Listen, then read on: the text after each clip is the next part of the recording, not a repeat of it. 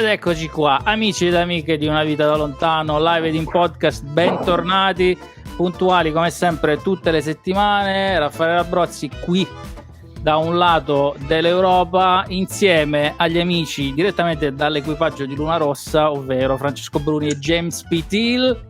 Come state?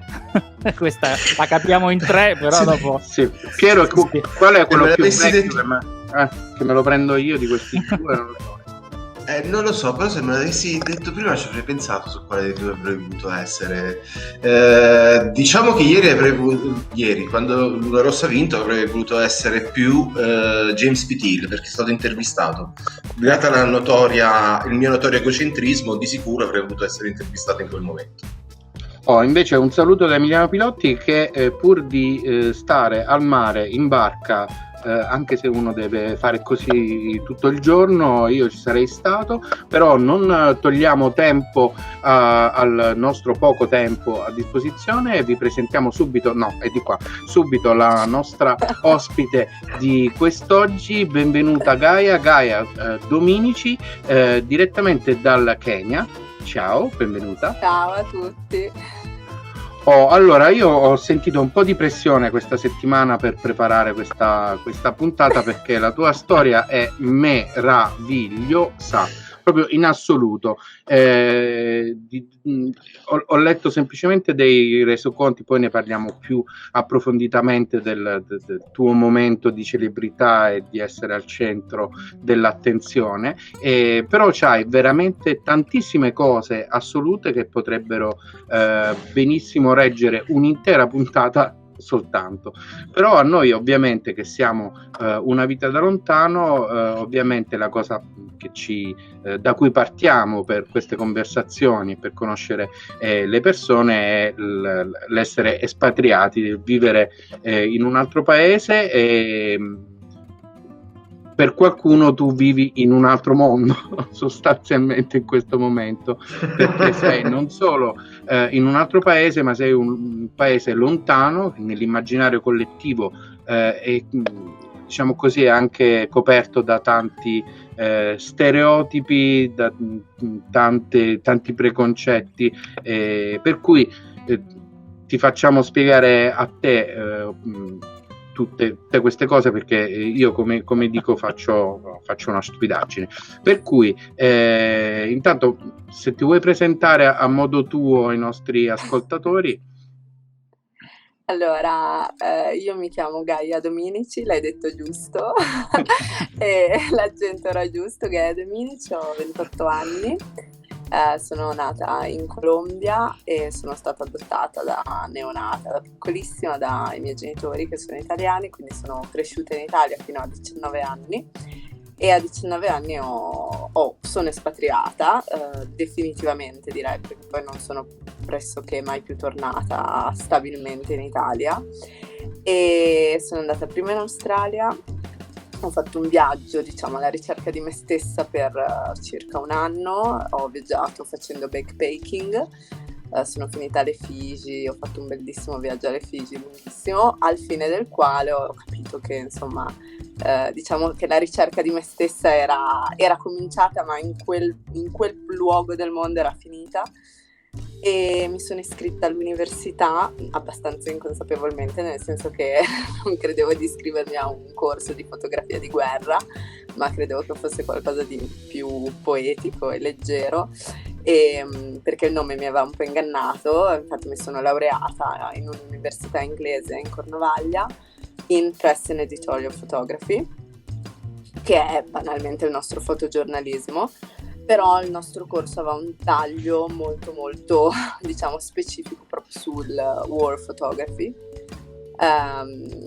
e quell'esperienza mi ha decisamente cambiato la vita, perché chiaramente mi ha catapultato in un mondo che io da cui ero sempre stata affascinata, perché ho sempre avuto un grande fascino, non lo so, la guerra in generale, le tragedie, i drammi del mondo mi avevano da sempre affascinato, però ecco, vederlo dalla prospettiva di un giornalista e di un fotografo era decisamente diverso, e così ho, diciamo, avuto la possibilità di continuare a viaggiare, però a quel punto in maniera diversa, quindi non soltanto come viaggiatrice, ma anche come documentarista, cioè quindi fotografavo, facevo video, piccoli e brevi documentari.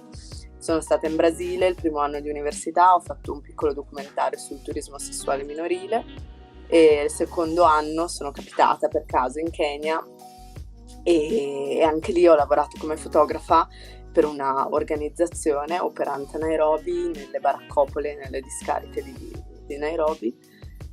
E poi appunto dopo diversi mesi che insomma conducevo questo lavoro non proprio leggerissimo a livello emotivo e psicologico e anche un po' fisico, decisi di prendere una pausa, e la coordinatrice del progetto, che all'epoca lavorava insomma in questa organizzazione, mi consigliò di andare in terra Masai, perché a livello naturalistico è bellissima, perché insomma potevo fare i safari, cosa che a me non interessava minimamente, perché comunque ero qui in Kenya con diciamo una borsa di studio, con dei motivi accademici, quindi non mi sembrava il caso di andare a vedere, insomma, a fare il safari. A vedere i leoni. Esatto, e comunque tuttora ad oggi devo dire che non sono delle cose che mi interessano particolarmente. E quindi decisi di andare a svolgere dei progetti fotografici per l'università tra i Masai. E in occasione proprio di uno di questi progetti fotografici conobbi un ragazzo, un guerriero Masai, che oggi è mio marito da 2 anni e qualche mese, papà di nostra figlia. E viviamo nella savana, viviamo non lontano dal punto in cui ci siamo visti la prima volta, nella savana. E io ho abbracciato, direi quasi totalmente, la cultura dei Masai, cultura Masai. Vivo in maniera tradizionale, quindi viviamo in un boma, che è diciamo l'abitazione tradizionale Masai, che il boma è sostanzialmente la recinzione che delimita il proprio terreno, e ha appunto due motivazioni. Una è quella appunto di segnare i confini della propria casa, e un'altra è di protezione verso gli animali che potrebbero appunto entrare, non sono proprio carinissimi, come elefanti e iene. E dentro il boma poi ci sono le enkaji, quindi le capanne, e dipende, ci sono boma più numerosi, boma meno numerosi. Nel nostro caso ha solo una capanna, che è la nostra, mentre poi ci sono dei boma che hanno anche 20-30 capanne diverse, quindi insomma dipende. E alleviamo bestiame, quindi siamo commercianti di bestiame, da tori, mucche, asini, vitelli, capre, pecore, asini, polli, galline. Quindi insomma abbiamo diciamo una fattoria nella savana, e io non sapevo assolutamente niente di animali, cioè io ho fatto equitazione per 10 anni a livello agonistico, ma al di là di una passione per i cavalli, per i cani e animaletti carini, insomma non sapevo nulla di animali, e ad oggi me ne occupo, quindi insomma ho anche imparato diverse cose. Sul bovino. Sì, esatto. Sì, è molto. Abbiamo una fattoria sostanzialmente, siamo allevatori di animali.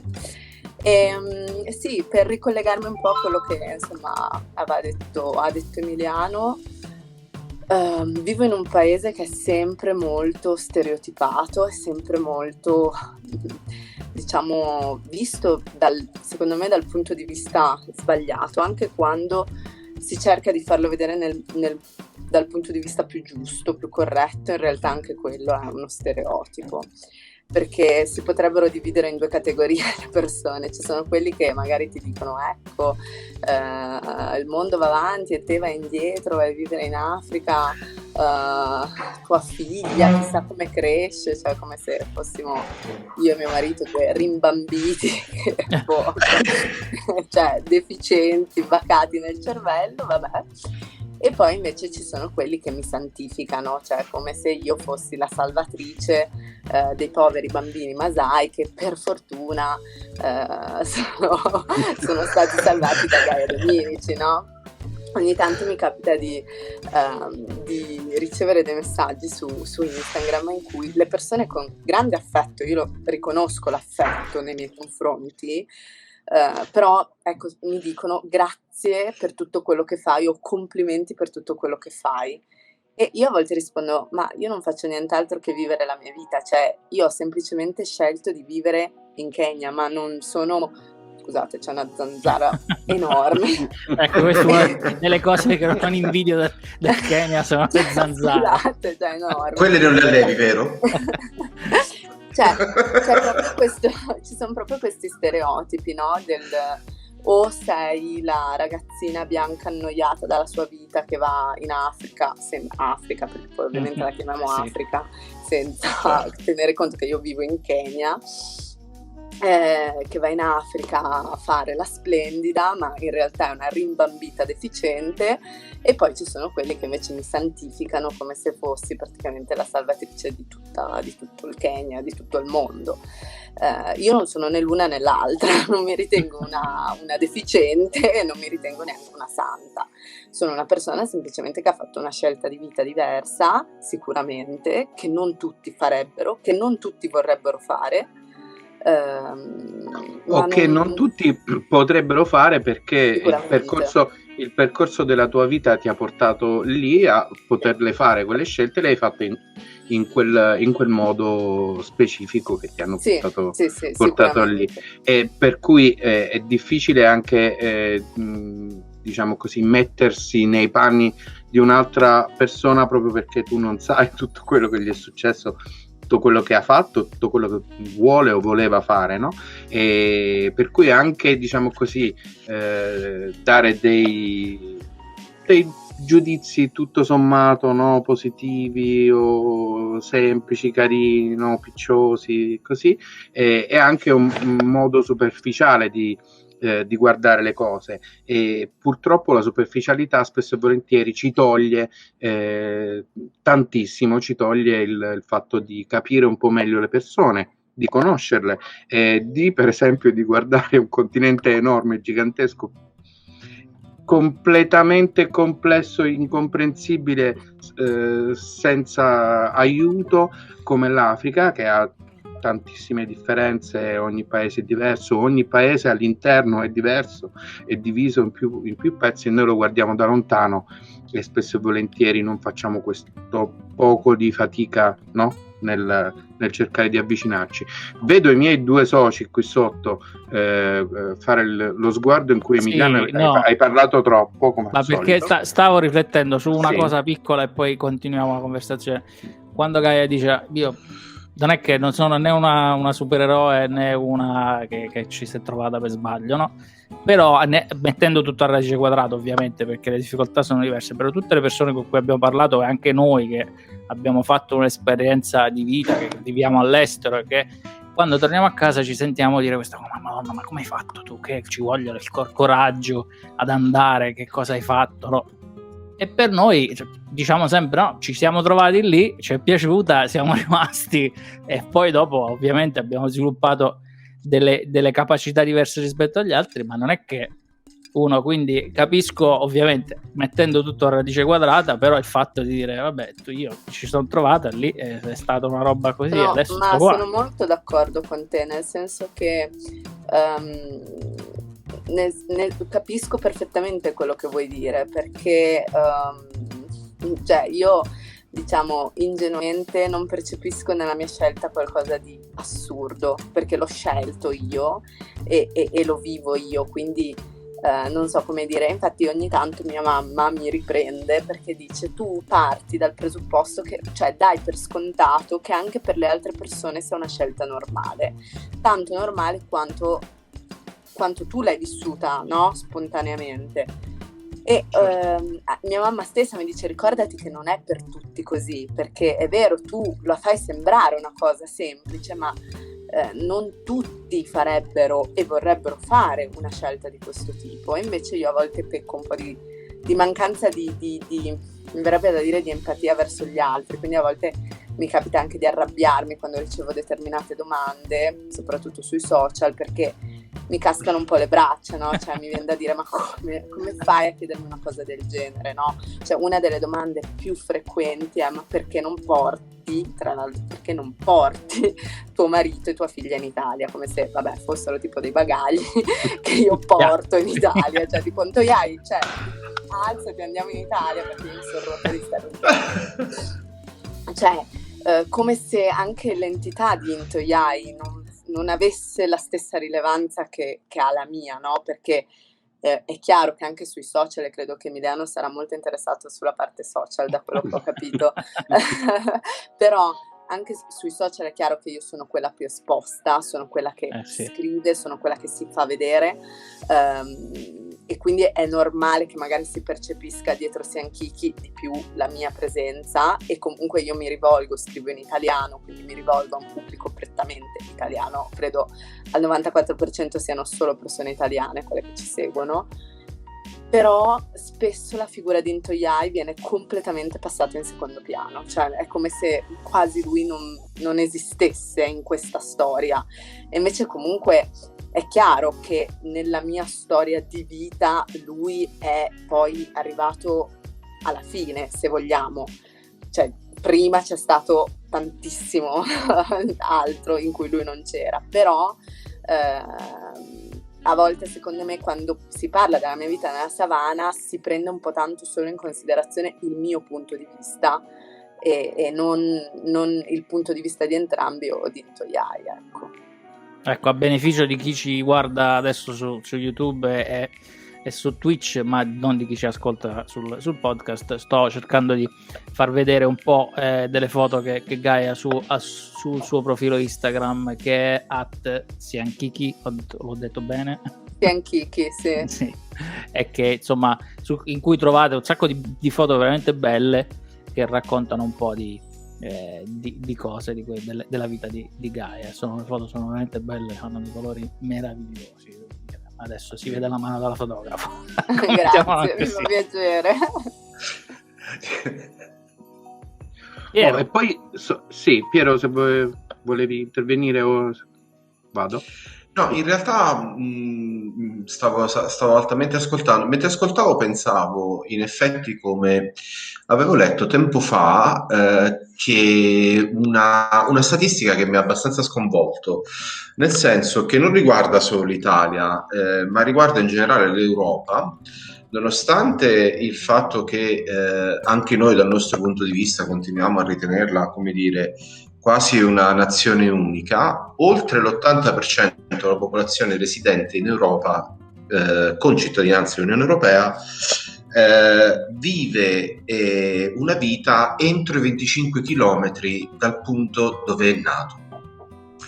Per cui stavo cercando di immaginare il racconto di Gaia, quanto possa essere sconvolgente e quanto possa essere veramente complicato da comprendere con gli strumenti culturali che abbiamo noi, che ci riteniamo, noi diciamo in generale, in senso lato, non noi tre, però che ci riteniamo comunque, come dire, una parte aperta, moderna, civile, eccetera, eccetera, e quando in realtà siamo in generale circa 250 milioni di abitanti assolutamente stanziali, che fa fatica a vedere cosa c'è nell'erba proprio vicino. Per cui ecco, era l'unica riflessione che mi era venuta in mente, e mentre spiegavi appunto le difficoltà nel cercare di far passare la tua storia come comunque una scelta che è venuta naturale e in conseguenza delle cose che hai vissuto, stavo cercando invece di pormi come possa una persona che ha appunto una vita entro i 25 km dal punto in cui è nata poterla assorbire nel punto di vista corretto, ecco. Questo era il punto. E ancora non ho trovato la domanda da farti al riguardo. Mi fai venire in mente una discussione che ebbi con una ragazza diverso tempo fa, la quale sostanzialmente mi chiedeva con tono piuttosto arrogante come facessi a non sentirmi male a vivere lontano dalla mia famiglia. Cioè, come era possibile che mi reputassi una bella persona a vivere così lontano dalla mia famiglia. E nonostante io provassi a far capire che, cioè, tantissime persone si spostano dal proprio paese di origine e che non c'è egoismo in questa scelta, ma a volte c'è bisogno, a volte c'è... E che comunque l'amore per la propria famiglia e per i propri genitori non significa vivere sullo stesso pianerottolo, cioè non è questo che quantifica l'amore, che sicuramente sono scelte che hanno un'altra faccia della medaglia. È chiaro, penso che tutti noi che stiamo vivendo per esempio questa situazione di Covid, impossibilitati a tornare a casa, sia deleterio sia devastante, per me lo è ancora di più perché sono neomamma. I miei genitori non possono vedere mia figlia, la vedono solo attraverso un telefono, è straziante, è veramente straziante. Ha imparato a dire nonna e nonno vedendoli in videochiamata, è una cosa devastante per me. È chiaro che ci sono degli aspetti dolorosi, ma non rinuncerei mai a vivere in Kenya, in Australia, in Inghilterra, in Svezia, perché voglio bene ai miei genitori. Anzi, è proprio l'amore per un figlio che ti fa lasciare il figlio libero di trovare se stesso e di vivere dove più si sente a suo agio e più si sente felice. Quindi, Piero, il tuo ragionamento trova assolutamente terreno fertile, perché cioè, queste sono le domande che una persona si pone. Ma come fai tu a non sentirti una brutta persona vivendo lontano dalla tua famiglia? Potresti anche chiedere di riflesso come fai tu a sentirti una bella persona a fare una domanda del genere, per esempio. Però direi che sarebbe un modo conflittivo magari sì, esatto, avevo cercato di mediare un attimino di più. Mi sembra un'ottima scelta. Scusa Emi, vai pure. No, aggiungiamo la bolla geografica alla bolla informativa in cui in questo momento tantissime persone, quasi la totalità delle persone sta vivendo. La bolla informativa è chiudersi all'interno di un cerchio molto specifico di notizie che si vogliono sapere, di cose che vuoi ricevere dai social, il tuo gruppo di contatti, senza considerare il fatto che ci sono tante cose oltre e anche tanti ragionamenti da poter fare che sono semplicemente logici e razionali. Perché se tanto vale la domanda che ti fanno, tu in realtà stai vivendo in un posto in cui c'è la famiglia di tuo marito, che è la tua famiglia, perché siete diventati un'unica famiglia, adesso avete riunito le due famiglie, per cui ci sarebbe sempre un pezzo di famiglia lontano, cioè a meno che di non andare a vivere esattamente a metà strada in un posto in cui non c'è nessuno, ci siete solo voi tre e a quel paese tutti quanti. Cioè sono dei ragionamenti che a me mi fanno anche un po' strano, perché sono appunto irrazionali del tutto. Su questa razionalità io vorrei continuare a insistere, perché io ho letto una che noi non l'abbiamo, che gentilmente Raffaele ci ha mandato per preparare la puntata. Ecco, giusto un po' di, come si dice, di fuori dalle scene. Poi io devo mandare documentazione ai miei colleghi. Allora preparatevi, perché abbiamo quest'ospite questa settimana, quindi mando informazioni. Quindi perché se no li facciamo fare anche brutta figura. No, non solo con te. Te ne rendiamo grazie pubblicamente ogni volta che tu fai questo, come puoi ben vedere.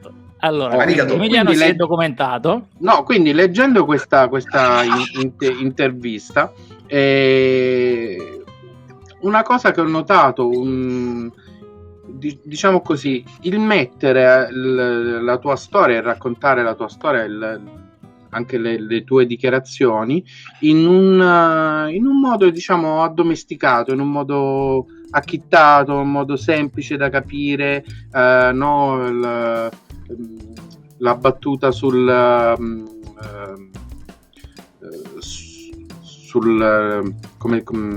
Kilimangiaro che c'è. Sì, scusate. Se si vede Kilimangiaro, sì, c'era chi. No, allora, capito. Tu gli hai dovuto spiegare, no, veramente stiamo a X chilometri, dai, eccetera, eccetera. E quindi tutto questo rapporto con anche chi, diciamo così, dovrebbe raccontare le storie, dovrebbe fare un giornalismo, quindi fare delle interviste in un modo corretto per raccontare una storia. Il rapporto con, diciamo così, con i media in questo momento, con dei colleghi che ti intervistano per sapere appunto della tua storia, la tua vita da un certo punto in poi è diventata, diciamo così, di dominio pubblico, e io volevo sapere se è cambiato qualcosa, che effetto ti ha fatto, se hai potuto riconoscere effettivamente delle, diciamo così, delle tare di pensiero che abbiamo in Europa rispetto al resto del mondo, in Italia soprattutto.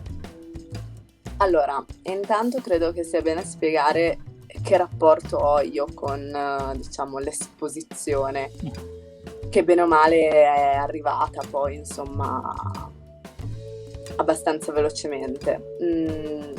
Io non ho mai utilizzato, io ho come social ho soltanto Instagram, non ho Facebook, non ho Twitter, non ho blog, non ho YouTube né niente, quindi come unico canale ho Instagram e ce l'ho da tantissimi anni, probabilmente da quando Instagram è stato aperto nel 2011-2010, non lo so neanche.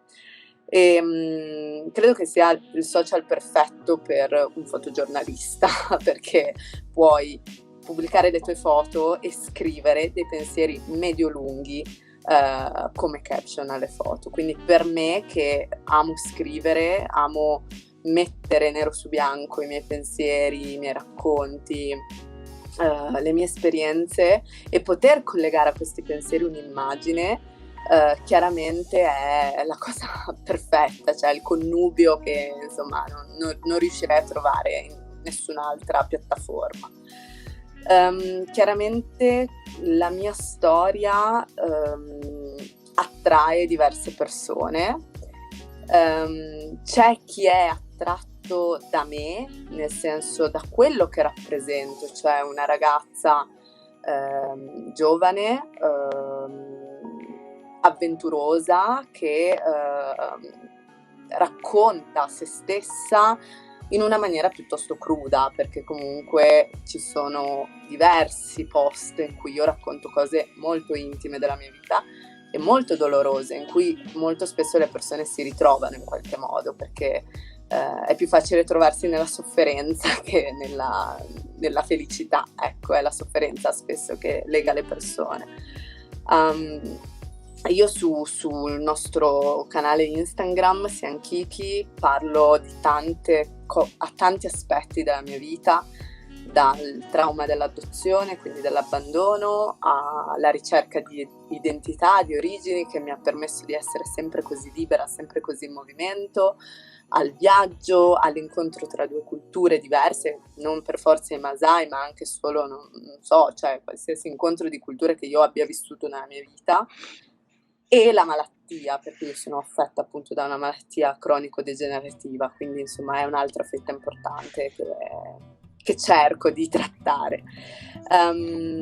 E poi chiaramente la vita nella savana. Credo che ci siano due tipi di giornalisti. C'è chi mi approccia perché vede in me la voce di una donna che sta cercando di farsi sentire, sta cercando di portare un esempio di vita vissuta, reale, cruda, dolorosa e di rinascita, di rivincita, di riscatto. E poi c'è chi mi approccia perché semplicemente mio marito è un Masai. Credo che ci siano queste due tipologie di giornalismo. Tendenzialmente chi mi approccia perché mio marito è un Masai non passa la mia selezione, perché lo capisco immediatamente. Io seleziono le persone con cui desidero parlare, perché do un valore al mio tempo, ho una vita molto impegnata e molto impegnativa. In questo momento sono a Nairobi per questo paio di settimane, ma adesso oggi è domenica, martedì vado a casa, andiamo a casa io e Nare, ma quando siamo a casa, cioè il 99.9% del nostro tempo, io non ho tempo, perché la nostra vita è piena, quindi per me rilasciare interviste è una cosa faticosissima, è una cosa che tecnologicamente mi mette in crisi, ho bisogno di 200.000 persone che mi aiutano, manda questo video a questa redazione, chiama mio fratello perché deve farmi la cosa su iDrop, perché così poi comunica con la redazione, cioè non va la connessione. Ho fatto un'intervista per un programma TV, ho dovuto tornare a casa di corsa e in motocicletta mi ha portato su un monte perché la connessione non andava bene a casa, quindi cioè sono cose anche che mi mettono molto, mi stressano, e io invece vivo nella savana per non essere stressata, quindi diciamo che questa vita sociale virtuale a volte mi causa un po' dello stress. E quindi che cosa succede? Per motivi appunto di tempo, ma anche di dare un valore alla propria storia e al proprio tempo, io chiaramente seleziono le persone con cui voglio parlare, e magari una persona vede, ah cavolo, questa ha 60.000 follower su Instagram, le sue foto fanno più di 10.000 likes, figurati, cioè sarà una che parla solo con Corriere della Sera e appunto forse Daria Vignardi, no? E invece stai facendo un'intervista con noi, quindi voglio dire, no, immaginati che errore, la selezione. Stai capendo solo ora il grave errore che hai fatto, diciamocelo.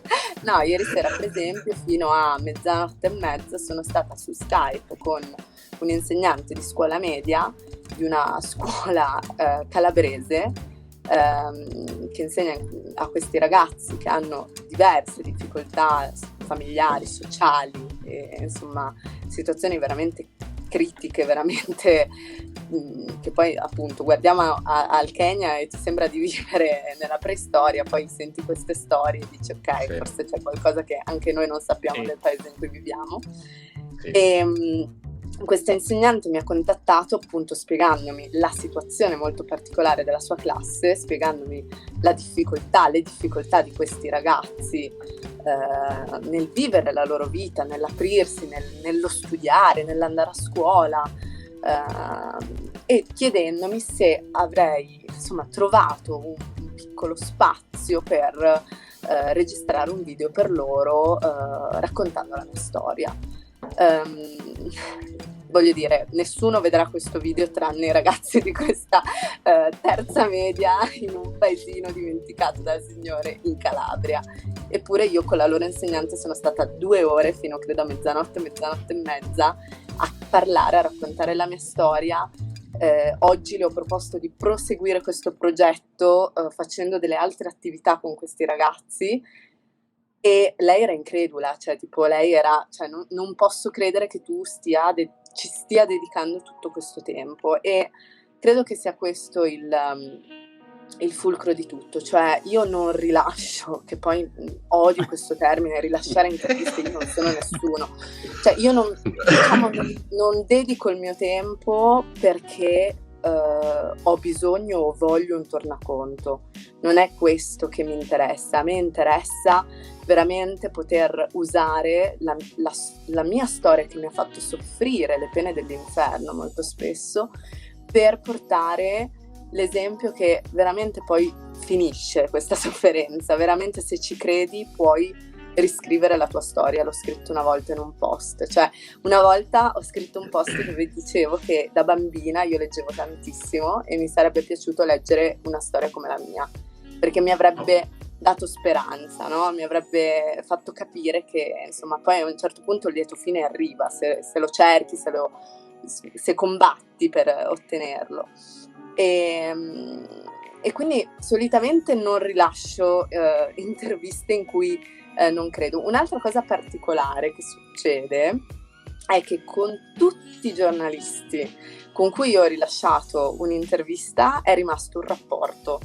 Cioè io poco fa ho sentito ormai una mia amica, potrei dire, che alla fine mi ha contattato come voi per email dicendo scusa ti posso intervistare per questa rivista bla bla bla, e ad oggi siamo amiche, cioè l'articolo non è ancora uscito, uscirà a marzo e noi abbiamo fatto l'intervista a novembre e siamo amicissime, cioè la sento tutti i giorni e con quasi tutti direi sono rimasta in ottimi rapporti proprio perché non lo faccio, cioè è una cosa che è un incontro umano, è un incontro tra anime, cioè mi è successo di piangere durante alcune interviste, perché magari queste persone andavano talmente al di là, mi avevano talmente capito la mia storia, che mi facevano delle domande non inopportune, ma capito, c'è una condivisione profonda, Certo. che non è neanche più un'intervista, è veramente un incontro, uno scambio di vita, perché poi chiaramente dall'altra parte anche viene naturale raccontare qualcosa di sé,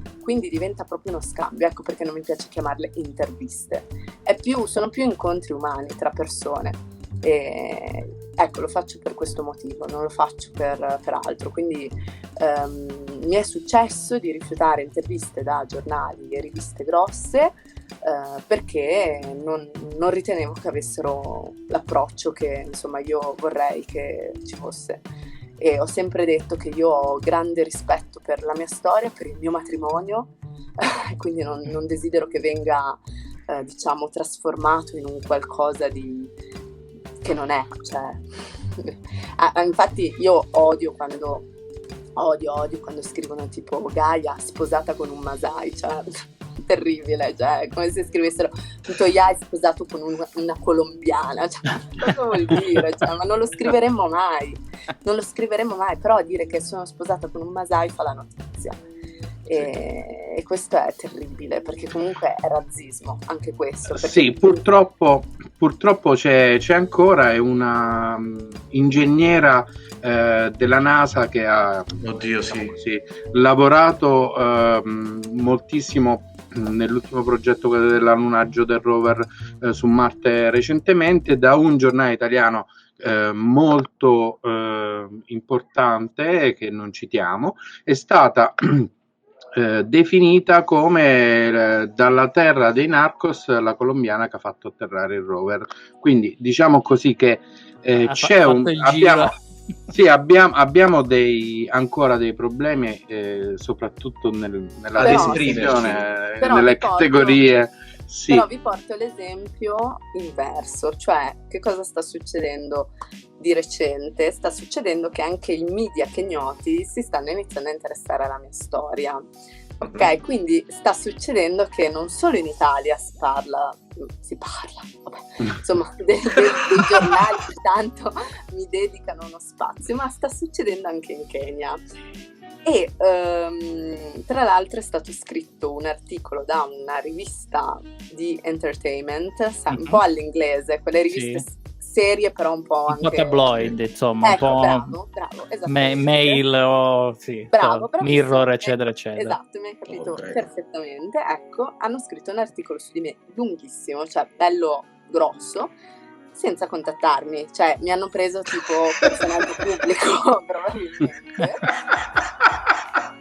E io l'ho saputo sostanzialmente perché ho iniziato a vedere su Instagram, cioè persone kenyote che iniziavano a seguirmi, ma tipo 50, 60, cioè tipo 300 followers kenyoti in 5 minuti. Dico, ma cosa sta succedendo? Qualcuno sta parlando di me. Beh, a un certo punto una persona mi ha lasciato un commento, io ho chiesto, scusa, perdonami la domanda, ma mi puoi sapere, posso sapere dove mi avete trovato? Perché non sto capendo. E lui mi fa, ma come sei su questa rivista? Vabbè, e mi manda il link, io vado a vedere e scopro che questa giornalista mi aveva scritto un articolo, bello, per carità, assolutamente molto anche on point, cioè non c'erano informazioni sbagliate, quindi era una persona che tra l'altro si era studiata approfonditamente il mio profilo, perché proprio dava anche delle informazioni sulla mia malattia, sulla mia adozione, cioè, quindi vabbè, su questo non potevo dire niente, ecco. Però, per esempio, una cosa strana, appunto, ora capirai perché mi ricollego a te, lei mi ha definito Colombian Lady. Ora, io sì, sono nata in Colombia, ho la doppia cittadinanza, ho 2 passaporti, sia il passaporto italiano che il passaporto colombiano, ma se qualcuno mi chiedesse di che nazionalità sei, io sono italiana. Sì. Quindi è stata data un'informazione perché mi si doveva definire, cioè non si poteva dire semplicemente che sono una giovane ragazza che vive nella savana, no, c'è stato il bisogno di darmi un'origine. che cosa è successo? Che poi questo articolo ha avuto talmente tanta risonanza che è stato recuperato da altri giornali e, e praticamente uno di questi giornali ha scritto Musungu. Musungu in lingua swahili significa, in realtà tanti pensano che significhi bianco, ma non significa bianco, Musungu significa europeo. È successo un finimondo su Twitter, su Facebook. Io ovviamente non ho questi canali, però amici me li hanno mandati, perché giustamente, tra virgolette, alcune persone hanno iniziato a dire: questa persona non è europea, cioè se avete scritto che è colombiana soltanto perché la sua pelle è più chiara non potete chiamarla europea, dovete chiamarla latina. Ok. Cioè, quindi c'è stato ma la gente era incavolatissima con questa cosa, perché non mi potevano chiamare Musungu perché io ero colombiana, perché l'articolo ufficiale parlava di me come colombiana. Quindi in realtà non è soltanto nei media italiani o nei media in generale, anche qua è successo che appunto sia difficile darmi una collocazione. E però la mia domanda è: perché devi collocarmi da qualche parte? Perché semplicemente non puoi scrivere la storia di Gaia o Gaia, la giovane donna che vive tra i Masai? Perché devi per forza etichettarmi? Perché devi per forza darmi un'origine? Tra l'altro per me è molto, cioè per le persone che mi intervistano è molto difficile collocarmi da qualche parte, perché cosa dici? È italiana, è colombiana, è Masai, perché ha abbracciato questa cultura, è cittadina del mondo. Chi è questa ragazza dalle 1000 sfaccettature? C'è stata un'intervista in cui, e io non mi sono offesa assolutamente, era un'intervista grossa in cui la conduttrice ha detto, chiaramente si è trovata in difficoltà nel darmi un'origine, e a un certo punto ha detto: è praticamente italiana. praticamente italiana. Dai, su, adesso io non possiamo anche dire così. Io non l'ho vista ovviamente come una cosa cattiva, non l'ho vista come un segno di ignoranza, perché la persona di cui parlo non è assolutamente ignorante, anzi. Però ho proprio capito la difficoltà delle persone a darmi una collocazione, a darmi un'origine. Cioè, chi è questa ragazza? Cioè, è troppe persone insieme. Cioè, cos'è? È Masai, è colombiana, è italiana, di dov'è? Cos'è? E quindi, ecco, forse è per questo che a volte si crea. Però sì, ho capito, Emiliano, assolutamente il tuo... Sì, no, che poi... classificare. Sì. Che una cosa stavo pensando, il fatto di classificare che più di una generazione come la nostra, diciamo, noi siamo un po' più vecchi di te, quindi di una decina d'anni, e quindi di quelli un po' più vecchi anche di noi che hanno la necessità di classificare, no? Quelli che sono venuti dopo non hanno nessuna necessità di classificare alcune cose, no? Sono molto più fluidi, mettiamola così, rispetto alle definizioni, e quindi però i giornali chi li leggono spesso quelli che sono di un paio di generazioni dietro le nostre, e quindi bisogna per forza dare uno schema e inquadrare qualcosa in un posto, perché sennò è difficile da capire. L'altra cosa è che non sei l'unica, perché poi io ho trovato, ho ricollegato la tua storia perché avevo sentito parlare di situazioni di matrimoni simili ai tuoi, di persone che avevano sposato una persona Masai, eccetera eccetera, ma più di una ragazza, più di una persona, eccetera eccetera. E quindi è particolare questo fatto che poi quando la notizia diventa italiana, tra virgolette, c'è voglio dire, un'attenzione ancora più morbosa e delle volte un pochino negativa, nel senso che non è una novelty, per dire, è una cosa normale. La gente si sposa con delle persone di altre culture, di altre nazioni. Io sono sposato con una donna irlandese, Piero forse un giorno si sposerà con una donna di non sappiamo dove, perché cambia nazione ogni 2 mesi, quindi però... al momento non ho progetti di riguardo, per cui ti prego di non fare da portavoce quando nessuno ti ha dato l'incarico, grazie, per favore. Quindi no, per quello dico, è che così è interessante in negativo e in positivo il fatto che i media italiani abbiano questo tipo di attitudine. Soprattutto rivela un po' anche l'età, diciamo, come dire, un'età media, un'età mentale quasi, di forma mentis, ecco cosa volevo dire, che abbiamo ancora nell'approcciare le notizie, purtroppo in noi nel paese d'origine. Vai pure Emiliano, che dopo voglio chiedere una curiosità. Vai. Oh, no, soprattutto volevo fare questa considerazione che me la sono dimenticata Ci hai pensato così tanto sì, che- ci ho pensato troppo. No, in realtà questa cosa del definire, dell'avere definizioni, è tutto, diciamo così, dal nostro lato, perché chi vive le storie, e ne abbiamo fatte tante di chiacchierate con espatriati, con rapporti con stati, matrimoni, eccetera, eccetera. Chi vive la propria vita sa esattamente chi è, o comunque è in cerca di se stesso.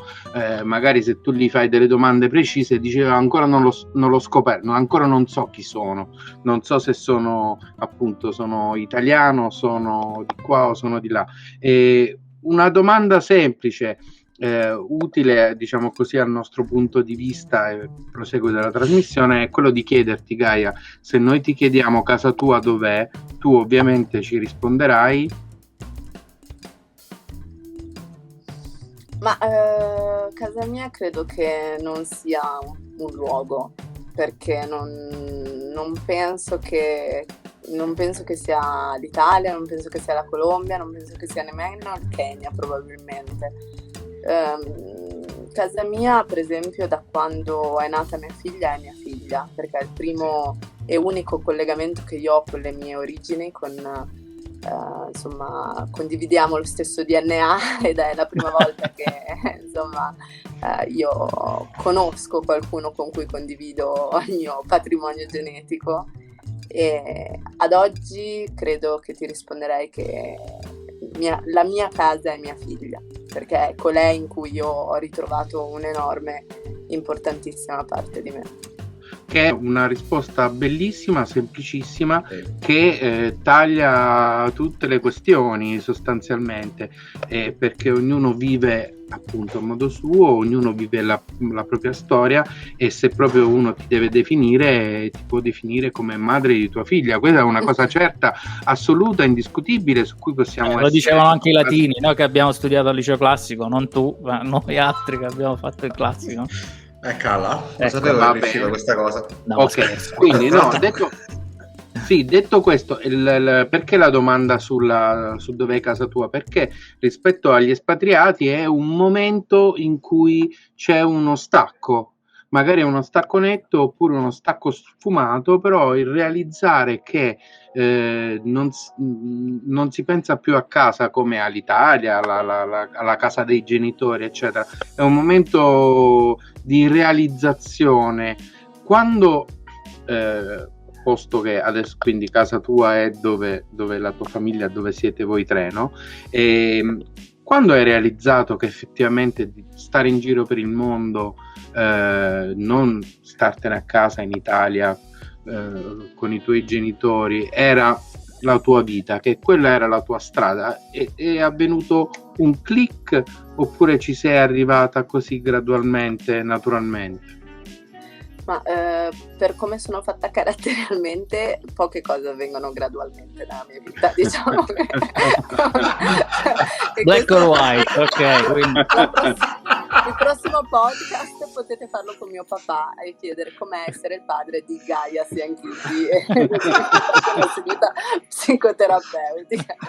Sì, diciamo che non è, la mia vita è molto, cioè vado a 1000 e vado in 1000 direzioni diverse, quindi ho bisogno della dinamicità, ho bisogno del movimento, ho bisogno di stimoli, perché mi annoio, perché appunto vado a 1000 per carattere, credo, per conformazione anche mentale un po', e mi piace essere stimolata, per cui sono sempre alla ricerca di qualcosa di nuovo, sono sempre alla ricerca della prossima cosa che posso fare, cioè, infatti poi arrivo spompata perché ho fatto troppo e non mi concedo mai anche un attimo di pausa, perché mi sembra di oddio no, oggi non ho fatto quello che le 200.000 cose che dovevo fare.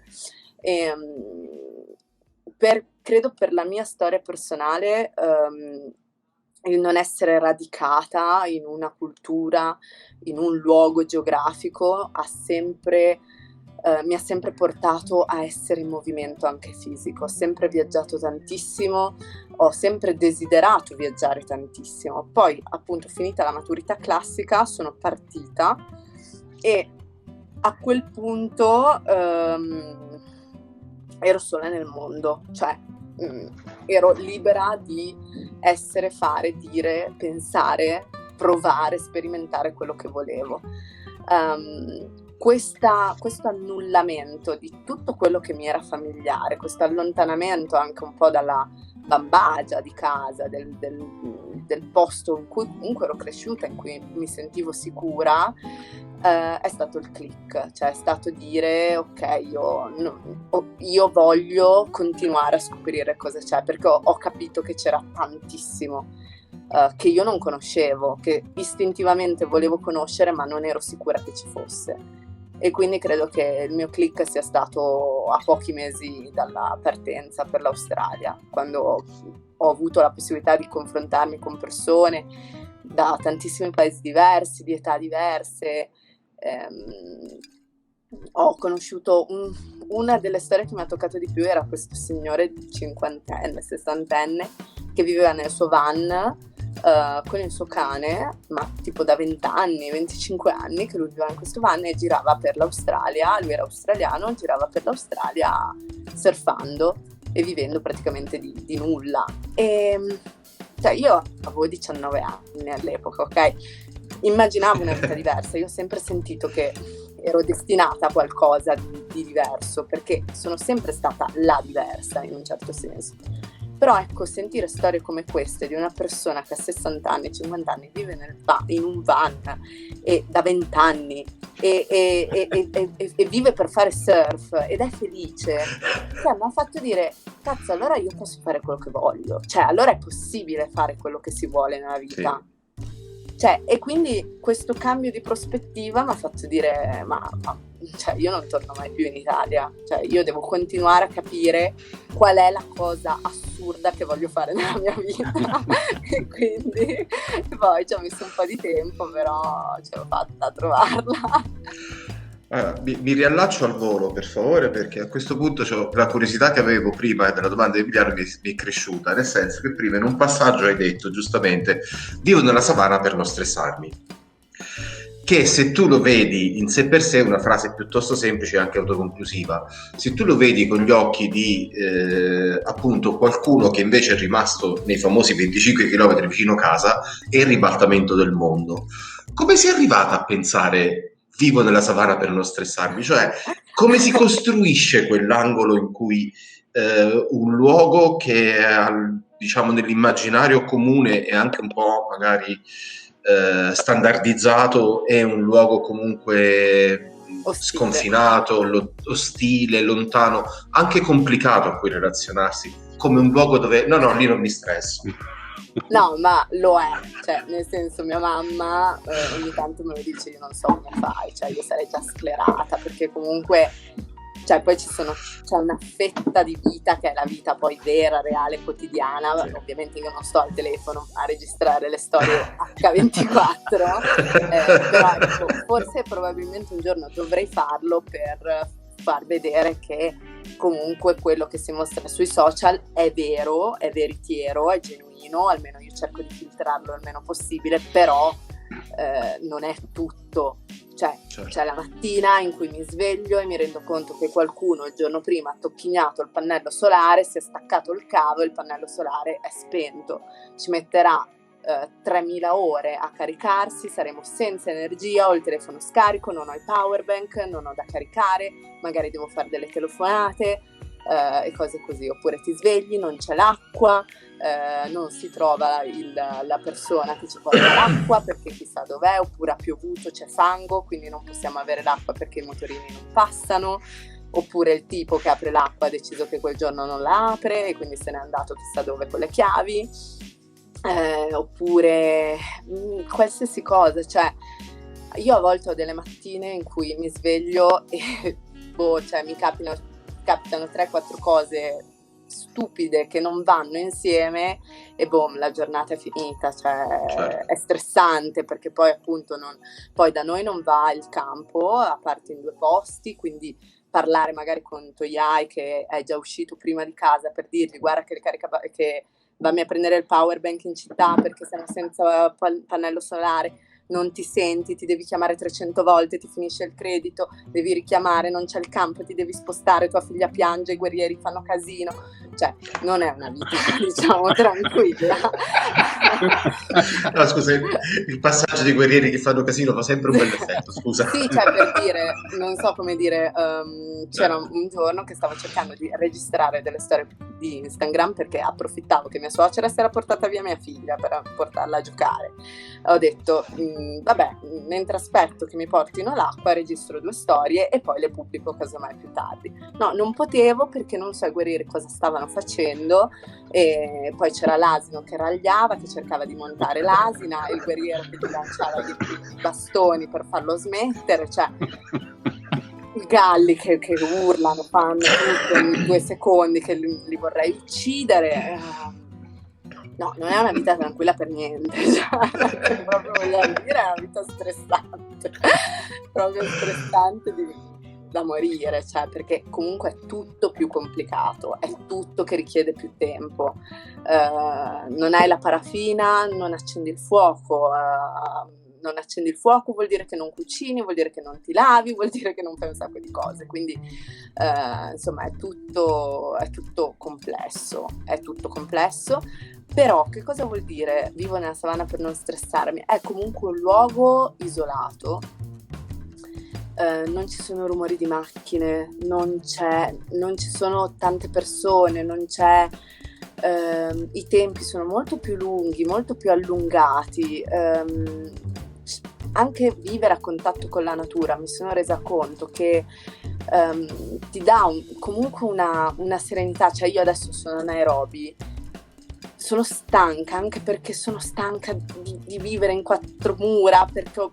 bisogno di uscire, vedere il Kilimangiaro, di vedere la savana, di non avere confini, cioè e mia figlia ancora di più lo vedo che lo soffre questa stare chiusi, perché anche se hai un giardino è comunque confinato quel giardino, noi viviamo nella savana, vuol dire che non abbiamo confini, potremmo camminare per centinaia e centinaia di chilometri senza trovare dei confini, quindi è credo più uno stato mentale, perché poi a livello invece fisico vivere nella savana è uno stress, cioè io non sto mai ferma, mai, sono sempre piegata in 2 a fare qualcosa, sempre che porti bottiglioni da 20 litri, taniche di acqua, le sposti, rami, cose, cioè è una vita complessa a livello fisico, però per me è più una pace interiore che io ho trovato, cioè anche se sono stanca, anche se sono stressata, anche se magari è una giornata in cui niente è andato per il verso giusto, comunque sono in un posto in cui sono felice di essere, quindi è questo che mi porta a dire vivo nella savana per non stressarmi, perché è il posto dove comunque sono serena, sono contenta, nonostante ovviamente la vita quotidiana che appunto su Instagram magari non si riesce a cogliere così bene. No, ecco, ci ha colpito il tuo discorso e siamo rimasti tutti muti. Perché c'è una botta di persone per cui, che ne so, esci e non ti parte la macchina, oppure non passa l'autobus, oppure qualunque cosa, il telefono non si è ricaricato, diventano, no, nella normalità dei problemi enormi. E quando tutto è relativo, se delle cose le puoi risolvere, le risolvi, se non le puoi risolvere non le risolvi, e questa è anche una differenza, diciamo così, di stato mentale, non tra il vivere in una metropoli e il vivere nella savana, è proprio tra vivere in un certo modo, come approcci tu la vita, e come invece a prescindere da dove vivremmo, potremmo approcciarla noi, cioè, Sì, e diciamo questa è la che differenza. diciamo che anche e soprattutto la concezione dei Masai della vita, che è questo non trovare problemi ma risolvere i problemi reali che si creano, che ti trovi davanti, mi ha aiutato tantissimo, perché invece io sono una persona che tendenzialmente crea problemi anche dove non ci sono. Proprio per tutta la mia storia personale sono una persona che ha bisogno di scavare quasi a livello ossessivo nelle cose, non mi risparmio mai, ho sempre questo bisogno di trovare la verità delle cose, del mondo, dell'universo. Invece questa filosofia di prendere la vita un po' più per quello che è e un po' meno per quello che la nostra mente la vede, mi ha aiutato tanto. Non sempre ci riesco, però mi ha aiutato tanto. Anche stesso, insomma, convivere con mio marito, con Toyai, che ha un approccio completamente diverso alla vita rispetto a me, mi calma, mi placa, perché lui ogni tanto proprio me lo dice: ma perché ti stai creando questo problema che ancora non c'è? Poi se c'è lo risolviamo, ma ora tu lo stai creando che ancora non sappiamo se c'è. Quindi io mi rendo conto che insomma loro hanno un modo di vivere, di vedere la vita, di viverla in modo completamente diverso. Vi dico un aneddoto. Un giorno io dovevo andare in un centro abitato vicino al nostro e accompagnata da un mio cognato e da un altro guerriero in motorino, e vediamo che sta per piovere, però dico vabbè dai, andiamo veloci e torniamo veloci. Mio cognato mi dice: io non vado mai via da casa senza mia figlia, perché ho sempre, appunto, proprio perché sono abituata a vivere in questo contesto che può essere ostile, preferisco che mia figlia stia sempre con me, perché qualsiasi cosa accada siamo insieme, no? Piuttosto che averla lontana. Invece quel giorno lì di fretta mio cognato mi dice: guarda, lascia la bambina a casa, fa freddo, magari piove, lasciala qua, tanto c'è sua nonna, c'era mia suocera, quindi non è che fosse da sola, ecco. Toyai era nell'altro centro abitato, quindi eravamo tutte e due lontani. Noi siamo proprio nella savana, cioè i centri abitati sono uno sarà a circa 10-12 km da noi e l'altro a circa 5 km, 5-6 km da noi. In mezzo passa un fiume.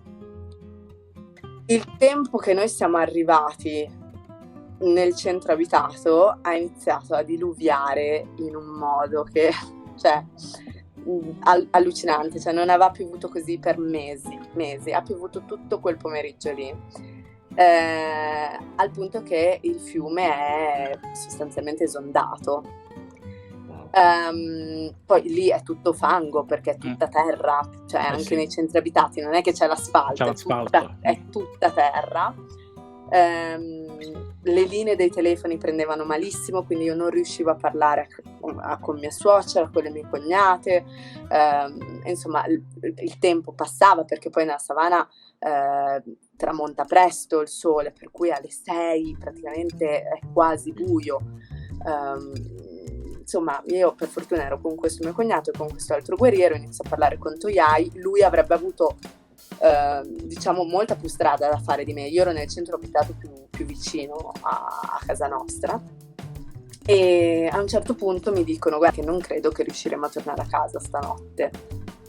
E io dico: no, non ci siamo capiti, cioè, cosa vuol dire non riusciamo? Cioè, io ho mia figlia a casa, cioè, per quanto sia con mia suocera, con le mie cognate, ma io non posso non tornare a casa. E il guerriero mi dice: guarda, sono andata a vedere il fiume, è circa almeno 1 metro, 1,5 metri l'acqua, con una potenza assurda, e mi dice: non possiamo guardarlo assolutamente, cioè moriamo tutti. Vabbè, io a quel punto chiamo mia mamma, entro in crisi ovviamente, e vabbè, chiamo un Toyai mi dice: se non si può guardare il fiume, non si può guardare il fiume, mettiti il cuore in pace, non abbiamo come tornare a casa, né io né te, quindi Naressia è con mia mamma, stai tranquilla, stai serena, andrà tutto bene, non ti preoccupare. Poi volevo dire, come non, vabbè, Comunque lui aveva la sua visione di non ti Sì. preoccupare, torneremo domani mattina a casa o stanotte. Perché mi dicono dobbiamo aspettare che finisca di piovere, che l'acqua del fiume si ritiri e a quel Certo. punto noi possiamo passare. Ma qual è anche il problema? Che di notte ci sono gli animali, quindi Certo. ok, guardi il fiume, però poi devi fare 2 ore e mezza nella savana al buio. Quindi c'era anche questo problema, ma per me la cosa principale era riuscire a guardare il fiume. Sì. Nel momento in cui avessi guardato il fiume, poi potevo anche essere mangiata dalle iene, che sarei comunque arrivata a casa in qualche modo. E quindi, niente, alla fine i guerrieri volevano convincermi a non tornare a casa perché capivano che era pericoloso. Abbiamo aspettato fino alle 9 di sera, quindi buio totale, cioè voi dovete pensare che non c'è un lampione, non c'è niente, avevamo solamente le luci, i flash dei telefonini. Il mio telefonino ovviamente era scarico perché tendenzialmente quando hai bisogno del telefono ce l'hai al 5%, quindi ci incamminiamo in questa radura che è una lastra di fango, cioè fango e tra l'altro è sconnessa, quindi rischi di cadere. Poi le nostre scarpe, sì, loro hanno le scarpe fatte con i pneumatici, quindi sono un po' meglio. Io ho praticamente delle ciabattine, quindi facevo surf. E arriviamo al fiume. Io avevo messo i video su Instagram, infatti chi ci seguiva ha seguito tutta la vicenda live praticamente. E l'acqua mi arriva, io sono alta, sono 1,70 m, mi arrivava più o meno alle anche, con una forza e una violenza allucinante. Io praticamente i 2 guerrieri mi hanno fatto da bastoni, loro a loro volta con i bastoni loro a piccozza lo piantavano dentro e si tiravano tirando me, che io con tutta la forza che avevo, poi io sono leggera, quindi sarei andata nel giro di un secondo. E insomma siamo riusciti a guardare il fiume tipo film d'azione. Poi abbiamo fatto circa 3 ore nella savana. Io tra l'altro con tutti i pantaloni bagnati, le scarpe bagnate, mi sono partiti dei crampi assurdi, quindi non riuscivo a camminare perché avevo i crampi ai piedi, mi hanno dovuto, cioè è stata una cosa allucinante. Poi di notte non vedi le spine da caccia, quindi ci puoi mettere il piede sopra e sono dei chiodi che ti perforano, cioè proprio sono pericolosissimi. E però non so come dire, cioè mia mamma mi ha detto io mi sarei uccisa, cioè io se mi dicessero di vivere così, cioè io non so. E invece per me nel momento in cui io sono riuscita a guardare il fiume ero tranquilla, cioè basta, buon fine, passato, tutto bene, a posto così. E mia mamma mi ha detto io veramente non so come fai a vivere così, cioè è un patema d'animo, è un'ansia sta vita, cioè. E invece per come sono fatta io, che appunto ricerco l'avventura, l'essere dinamica, l'essere stimolata, per me questo è linfa vitale, cioè per me è una figata, capito? Poi uno può dire questa è pazza, cioè, però a questo punto, visto che siamo quasi arrivati alla fine, se il tuo carattere è questo, a questo punto non basta nemmeno più vivere nella savana, nel senso che a un certo punto non per tornare in Italia prenderai marito e figlia e dici vabbè partiamo per un'altra avventura in un altro posto. Ma infatti io lo dico sempre, io adesso vivo nella savana, ma in futuro non è detto che continueremo a vivere qua, non è detto che io non senta il bisogno di spostarmi nuovamente, perché io so che sono fatta così. La cosa molto bella di Ntoyai è che mi ha capito e quindi credo che non si opporrebbe a un mio bisogno di andare, anche se magari lui non vuole o per motivi anche di lavoro, magari non possiamo lasciare insomma tutte le nostre attività lavorative così, però ecco, se io gli dicessi guarda Ntoyai voglio andare 6 mesi in Colombia perché ne ho bisogno, perché ho bisogno di lui mi direbbe tieni, prenditi il biglietto e vai tranquilla, poi torni. Quindi lui ecco, questo è quello che mi ha colpito di più di Ntoyai, che mi ha sempre lasciata libera, non mi ha mai costretta ad essere qualcuno che non sono, ha accettato questa cosa, questo mio dolore in un certo senso, questa sofferenza, sa che fa parte di me e lui mi dice sempre l'importante è che poi tu torni a casa. Ok. Bene, mi piace. Ok, Emiliano, siamo arrivati, abbiamo superato l'ora con una abbiamo superato l'ora. Potevamo concludere direttamente la trasmissione con quest'ultima frase che era veramente di un livello molto più alto del nostro solito. Noi siamo veramente confronto noi tre siamo tre straccioni, diciamo così, e veramente ci accontentiamo di poco. Voi pensate che sia un posto tranquillo, invece non è, insomma. No, sì, io pensavo, lo sono sicuro, quindi. Allora, io pensavo nel tuo ultimo racconto che intanto non è molto diverso da alcuni ultimi esondazioni e piccoli alluvioni che ci sono stati in Italia. Abbiamo sentito tante storie simili, anche molto drammatiche, di situazioni così, quindi non è il posto, l'Africa, eccetera. Può capitare in tante situazioni, purtroppo. Per l'avventura, diciamo che stiamo aprendo come specie delle strade verso altri pianeti, quindi comunque ci sarà sempre una meta più lontana. E questa meta più lontana, questa ricerca dell'avventura, ha anche distinto in piccoli gruppi l'umanità, perché abbiamo sempre avuto una piccola parte di persone che aspirava a qualcosa di diverso, a qualcosa di nuovo, a qualcosa di altro.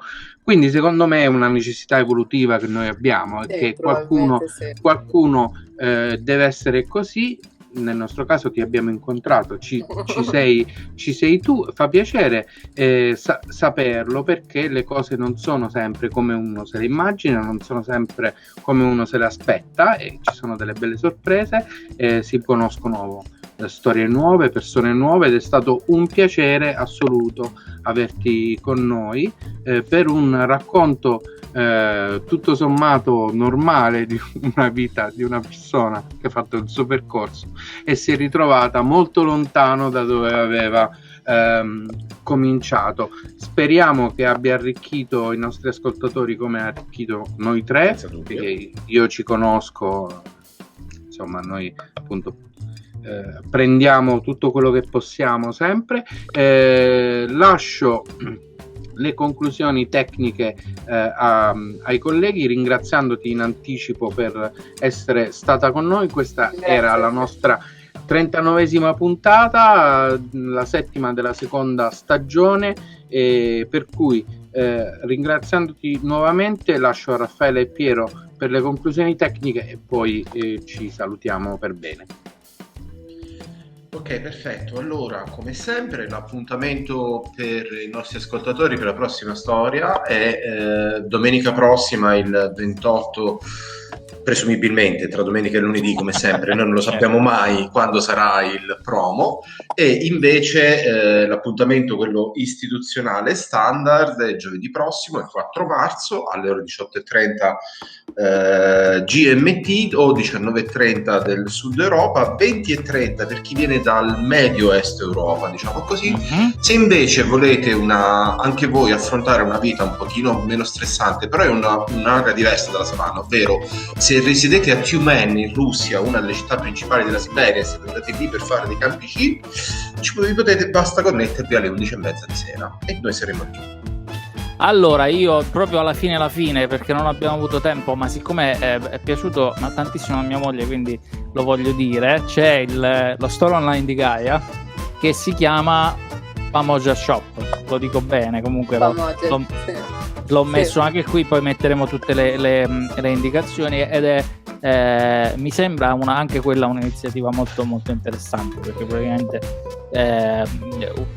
esporti, diciamo la tradizione, la cultura Masai, ecco, quindi proprio alla fine, ma mi interessava dirlo. Lo state vedendo magari su YouTube, sì. Ma metterò tutti i riferimenti su tutte le descrizioni di tutti i podcast. Gaia, è stato un piacere, grazie ancora. Grazie a voi per avermi voluta come ospite. Questa era una Vita da Lontano live in podcast, e noi ci sentiamo giovedì prossimo, e buona serata, buonanotte, buongiorno, dipende insomma quando ci state ascoltando.